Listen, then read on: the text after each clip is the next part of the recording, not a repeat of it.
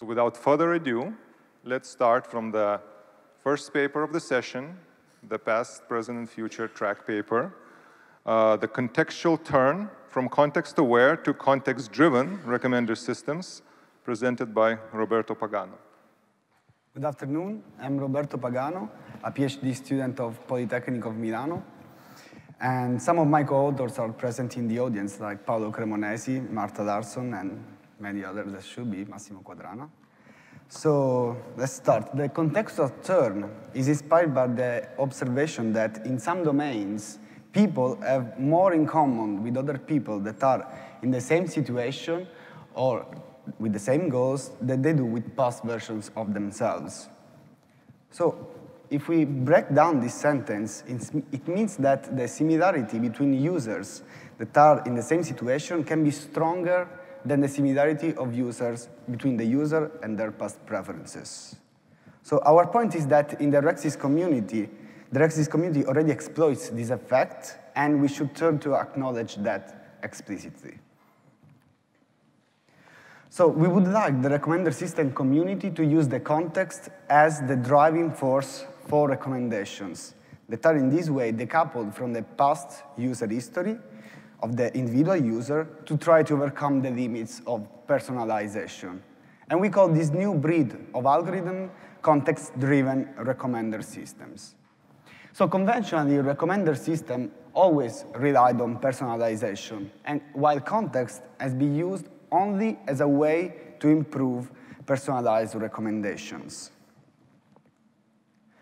Personalization has great advantages, but also some intrinsic limits. The cold start, for example, so a user without past preferences cannot get any recommendation.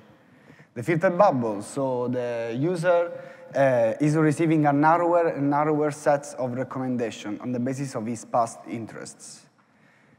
Moreover, users are usually considered as a single entity, while they can be multifaceted and they can have different preferences in different situations. Another problem is that personalized algorithms do not try to relate the preferences with the factors that led that user to interact with that specific item. Moreover, they require the storage of personal information, which is becoming more and more difficult nowadays, and the explainability power of recommendations is poor, and the recommendation doesn't change provided that the profile doesn't change. So given these limits of personalized algorithms, we now move first to define what is context, the enabling factors of this paradigm shift, and the characteristics of this new breed of algorithms, namely context-driven recommender systems. So context is a multifaceted concept used across various disciplines. Let's now review the current definition. So it has been defined as being observable, partially observable, and unobservable. Moreover, Durish presents two views on the context: the representational view, that is a predefined set of observable attributes, and the interactional view, that assumes that the user behavior is induced by an underlying context. But the context itself is not necessarily observable, thus assuming a bidirectional relationship between user activities and context. So our context definition builds on the interactional view, incorporates the representational view, but defines only one broad type of context, which is the combination of situation and intent of a user. So in this way, we decouple the context definition from the variables that allow to infer the context itself, that are called contextual signals. So on the basis, on the quality and the nature of these variables, context can be more or less observable. So many factors enable this paradigm shift. In the early RecSys years, we only had information about user and item. Nowadays, smartphones collect data from sensors, enabling to gather information such as speed, location, beacons, weather, places, activity. Cloud computing makes this data available on the internet, enabling applications to request, collect, and process this data. Moreover, Internet of Things technology makes our life more and more connected, opening up for possibilities not present, not imaginable a few years ago.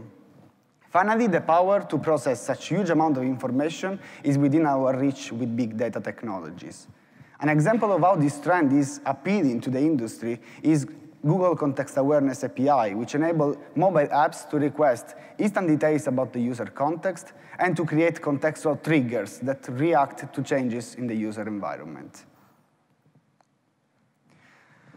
So the contextual turn provides the theoretical background to the transition from personalization to contextualization. So let's start with the name, Context-Driven Recommender System, as opposed to Context-Aware Recommender System, acknowledge that in many domains, being aware of the context is not enough, as recommendations should actually be driven by the context. So instead of personalizing on user preferences, context-driven personalize on user contextual states. And they produce recommendations based on what is going around the user, that is the situation, and what the user is trying to accomplish, that is the intent. They are able to produce a recommendation without the past history of the individual user, and they exploit the past history of other users within the same context. So there are many application domains that present some challenges to recommender system. For example, the taste development in green, the seasonality in blue, the bonded capacity in purple, ephemeral catalog yellow, task and intent in salmon, and life cycle in orange. So the taste development property causes the user tastes to develop with time. Seasonality instead makes some items trendy or available only in some period, like, for example, Christmas movies during Christmas time. The bounded capacity challenge is relative to domains where items cannot be consumed an unlimited number of times. The ephemeral catalog is instead relative to the dynamicity of the catalog in a continuous cold start situation. Task and intent are instead relative to domains where the task or the goal of the user is more important than past preferences. And finally, the life cycle makes some item very popular and very trendy at the beginning, fading out afterwards. So these 5 domains share many challenges. For example, the job recommendation domain exhibits the taste development property because users may look for different kinds of jobs throughout their lives. Or it also exhibits the ephemeral catalog properties because all job postings are not available anymore and new job postings appear every day. And it also exhibits the bounded capacity because, of course, job posting cannot support an unlimited number of participants. Taking the linear TV as another example, beside the taste development and ephemeral catalog, it exhibits the seasonality because many programs are aired in specific times of the year, and the life cycle properties, because many programs are popular in the beginning and they lose viewers as the time goes.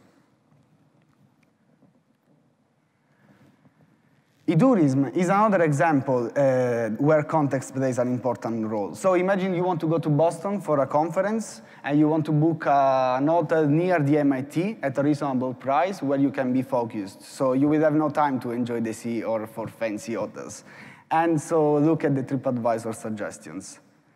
So in a sense, you have more in common with other people in the same conference than you do with your past preferences. Music is another domain that can benefit from context-driven approaches. So imagine that you usually like metal music, but now you have to implement a new fancy algorithm and you want to focus, so you might want to listen to some relaxing music. So any personalized algorithm will recommend you the kind of music you liked in the past. So the contextual turn in our thinking can take advantage of the commonalities of this domain, framing each problem into a single theoretical paradigm. There are many advantages for a context-driven recommender. So recommendation can be serendipitous because they vary with context. For the same reason, they can pop the filter bubble because of the same reason, okay? And they manage cold start by design. They don't require the storage of personal information. They are able to provide recommendation to non-logged users. They are easier to explain because you can use the dominant contextual variable that led to the recommendation. and they contribute to the compliance with the new EU regulations on data retention. So in short, there has been a limited amount of research in pure contextual recommendation, and context has always been bound to personalization, which can fail in some domains. So these 3 points point to the need of a contextual turn. So to wrap up, the contextual turn defines the context as the combination of situation and intent, and the contextual variables that allows to infer it as contextual signals. It decouples the context exploitation from personalization, can address problems like cold start, filter bubble, and serendipity while respecting the privacy of the user at the same time. It can leverage the huge amount of contextual data. And finally, context-driven algorithms can be ensembled with personalized algorithms, thus giving to the ensemble very different algorithms to take the most of them. Thank you for the attention.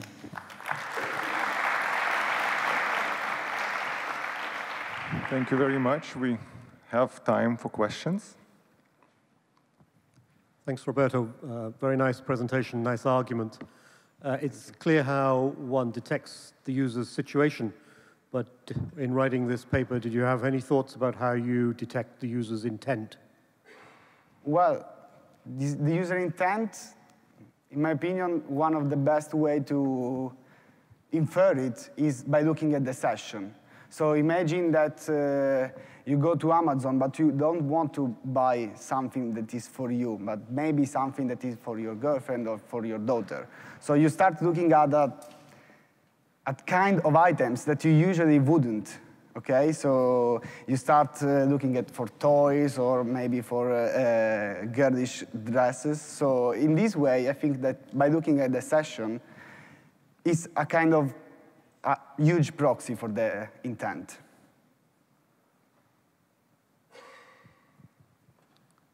Other questions? Marko Gašparić, Free University of Bolzano. Here. Okay. Hi. I think this topic is very important also. I'm working a lot on this context awareness. I even called my recommender system context-based, not only context-driven, but I disagree with one claim that you said, and that is that context-driven systems address cold start problem by design. So if the context is like only a place where you are, like Boston, then I assume many users are in this place, and then it is somehow addressed. But if you have like 10 contextual factors, 20, 100, like I don't know how many you need for different situations, but I would expect more than one. I would say that those systems suffer from a severe cold start problem. So if you can comment on that, maybe. Okay, yes. In my presentation, I was referring to the cold start by thinking to the user cold start. So a user without any past preferences. If you have a lot of data, also about other users that were in the same context, this can somehow solve the cold start problems. But of course, if you don't have data for other users that were in the same context as the target user, of course, it suffers from severe cold start situation. One way of addressing that is trying to, I don't know, merge some contextual variables to create relationship between contextual variables to alleviate this problem. But yes, I agree with you. I have maybe one question as well. So you're advocating for sort of interactional view of context, which is, very interesting, very flexible approach, where you don't have necessarily in advance preset contextual variables. Contextual variables can sort of come and go, emerge, if you will. And what are your thoughts about how do you then decide what's appropriate context? Because nowadays, with all the, social sensing, seasonality, stock market, weather, what's on your Twitter feed, like there's so many contextual factors that may be driving, and we have access to more and more information. How do you sort of figure out what to take into account at any given moment? Do you have any? Well, that's a tough question because, of course, with this definition, context is really broad. But in my opinion, you have to look at what surrounds the user and what's the current state of the user in the moment of the interaction with the system. So, and by the way, you have, like, many algorithms have the power to kind of figure out which are the features that are the best among the ones you provide. So, yes, it's like a really tough problem, but I think that it is a mixture of human reasoning and common sense and algorithm power. And we'll leave that to the future part of the RecSys community to figure out more. Any last questions? One more question, maybe? No? Thank you very much.